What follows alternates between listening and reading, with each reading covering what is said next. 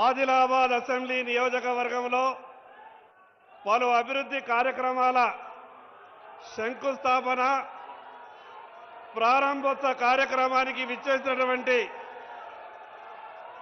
గౌరవనీయులు రాష్ట్ర ముఖ్యమంత్రి వర్యులు పెద్దలు యనమల రేవంత్ రెడ్డి గారికి, ఈ జిల్లా ఇన్ఛార్జ్ మంత్రివర్యులు పెద్దలు జూపల్లి కృష్ణారావు గారికి, మరో మంత్రివర్యులు పెద్దలు వివేక్ వెంకటస్వామి గారికి, ఏ బాబు ఆగుతారా ఆగుతారా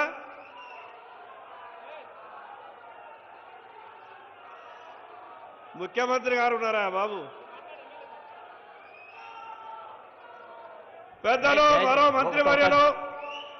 ఒక్క నిమిషం దయచేసి మనం అందరం కూడా తెలంగాణ సంస్కృతి సాంప్రదాయము వచ్చిన వాళ్ళందరికీ గౌరవించుకోవాలి కాబట్టి దయచేసి అందరూ కూడా నిశ్శబ్దం ఉండని, మీ అందరూ కూడా చేతి ప్రార్థిస్తున్నాం. దయచేసి అందరూ నిశ్శబ్దంగా ఉండండి ప్లీజ్.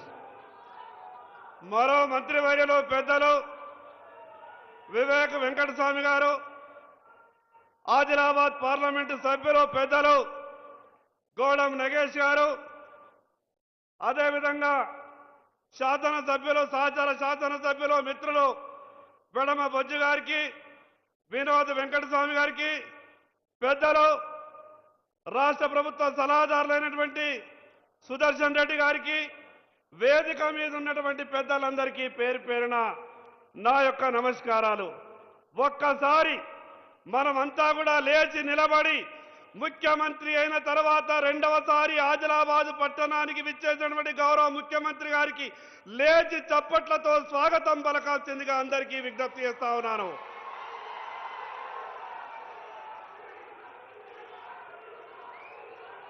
గౌరవ ముఖ్యమంత్రి గారికి ఈ జిల్లాని దత్తత తీసుకోవడమే కాకుండా ఈ జిల్లా పట్ల ప్రత్యేకమైనటువంటి ప్రేమాభిమానాలు చూపిస్తున్న మీకు నా తరపున, నా నియోజకవర్గ ప్రజల తరపున ప్రత్యేకంగా ధన్యవాదాలు తెలియజేస్తా ఉన్నాను.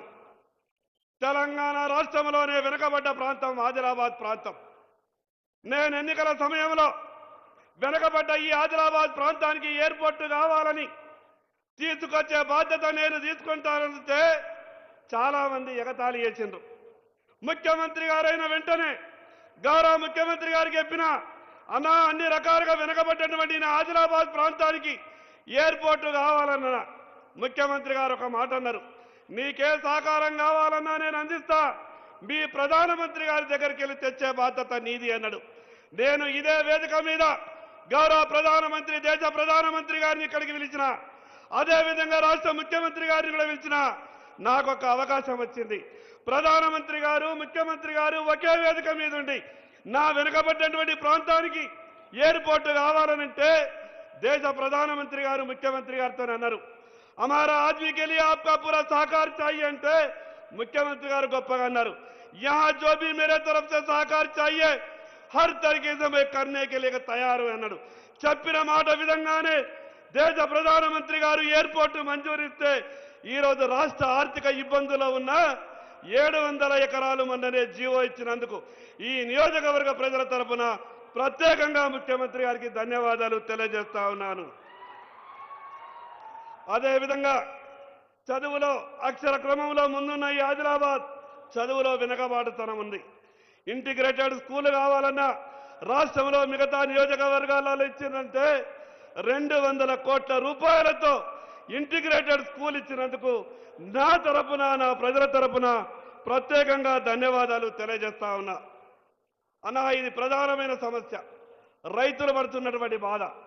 రైతులు చేండలకు పోవాలంటే వాళ్ళు వర్షాకాలం పడేటటువంటి ఇబ్బంది అంతా ఇంత కాదు.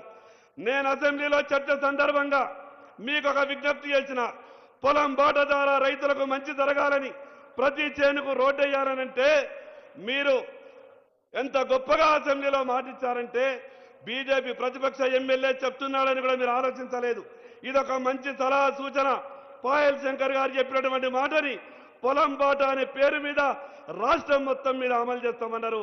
దాన్ని ఆదిలాబాద్ నుంచే ప్రారంభిస్తామన్నారు. కాబట్టి దానికి 40 కోట్ల రూపాయలు మంజూరు ఇవ్వవలసిందిగా ఆదిలాబాద్ రైతులందరి తరపున మీకు విజ్ఞప్తి చేస్తా ఉన్నాను. మరి అదేవిధంగా ఇక్కడ ఉపాధి అవకాశాలు లేవు, ఉద్యోగ అవకాశాలు లేవు. 30 సంవత్సరాలుగా మూతబడినటువంటి సిమెంట్ ఫ్యాక్టరీని నేను గౌరవ ఎంపీ గారు మొన్ననే ఢిల్లీ పెద్దలతోనే మాట్లాడినాం. రాష్ట్ర ప్రభుత్వం పూర్తిగా సహకారం చేయడానికి సిద్ధంగా ఉంది. ఆ యొక్క ఫ్యాక్టరీని రాష్ట్ర ప్రభుత్వానికి అప్పగిస్తే పీపీపీ మోడ్లో మేము అక్కడ ప్రారంభిస్తామనంటే ఢిల్లీలోని కూడా పెద్దలు కూడా పాజిటివ్గా మాట్లాడారు. కాబట్టి ఆ యొక్క సీసీఐని పునఃప్రారంభించే విధంగా మీ సహకారం కావాలని ఈ సందర్భంగా మీకు విజ్ఞప్తి చేస్తా ఉన్నాను. ఇక మొన్న 10 ఏళ్ళు ఈ రాష్ట్రాన్ని పాలించినటువంటి కొందరు ఏం చేస్తున్నాడు ఈ రాష్ట్ర ముఖ్యమంత్రి? ఆదిలాబాద్ ఎమ్మెల్యే పదే పోయి కలుస్తాడు. ఈ రాష్ట్ర ముఖ్యమంత్రి గారికి ఈ ఎమ్మెల్యేకి ఏమన్నా లారుచి ఉన్నదని అన్నాడు. నేను 10 ఏళ్ళు ఈ రాష్ట్రాన్ని పాలించినటువంటి సన్నాసులకు చెప్పదలుచుకున్నా. ఈ ఆదిలాబాద్ నియోజకవర్గ ప్రజల అవసరాల కొరకు పోతున్నా. ఈ ఆదిలాబాద్కు గొప్ప మనసుతో సహాయం చేయాలనే ఆలోచన ఉన్నటువంటి రాష్ట్ర ముఖ్యమంత్రి గారికి కలవడానికి వెళ్తున్నా. ఈ రాష్ట్రాన్ని 10 ఏళ్ళు పాలించిన టీఆర్ఎస్ పార్టీ ఢిల్లీ నుండి ఇక్కడ ఎయిర్పోర్టు మంజూరు చేస్తామని ఆనాటి రక్షణ శాఖ మంత్రి నిర్మలా సీతారామన్ గారు 4 ఉత్తరాలు రాసినా ఈ కేసీఆర్ స్పందించలేదు. ఈరోజు గొప్ప మనసుతో ఆదిలాబాద్కు ఎయిర్పోర్టు ఒక మాట చెప్పగానే ముందుకొచ్చినటువంటి ముఖ్యమంత్రి గారికి గౌరవప్రదంగా అనేక సందర్భాల్లో కలిసే ప్రయత్నం చేస్తా ఉన్నాను. శాతగానటువంటి ఆ సన్నాసులు మాట్లాడేటటువంటి మాటలకు ఈరోజు గౌరవ ముఖ్యమంత్రి గారు దేశ ప్రధానమంత్రి గారి దగ్గరికి ఏ రకంగానైతే తెలంగాణ రాష్ట్ర అవసరాల కొరకు వెళ్తున్నాడో నేను కూడా నా నియోజకవర్గ ప్రజల అవసరాల కొరకు వెళ్తున్నా. అన్నా మీకు ఒక్క మాట చెప్పదలుచుకున్నా.